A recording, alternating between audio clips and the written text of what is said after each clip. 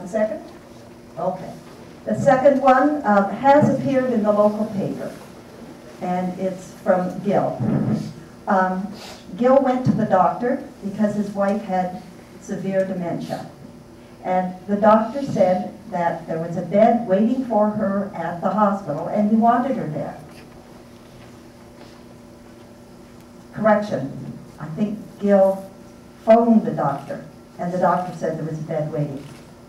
They called the ambulance arrived, and Gil had been told that he had a half an hour to get her to the hospital. They started loading her up, and Gil said, "You're taking her to Fort Erie?" And the ambulance attendant said, "No, we're not allowed to take her to Fort Erie. She has to go to Niagara Falls." He said, "A bed is waiting in Fort Erie, and we have a half an hour to get there." "No, we're taking her to Niagara Falls."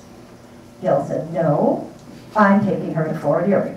So they had to take her out of the ambulance, and he loaded her in the car, took her to Fort Erie, and he did make it in time. But after a matter of a few days, she was in one of those 6 beds that they have for people around Fort Erie.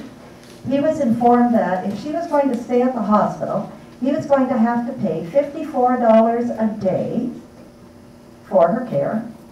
And if he didn't want to do that, he had to take her back home, which is exactly what he did. And the story goes on. And this appeared in the local paper. And just remember, when you talk about the Fort Erie Hospital, they have, is it 6 beds?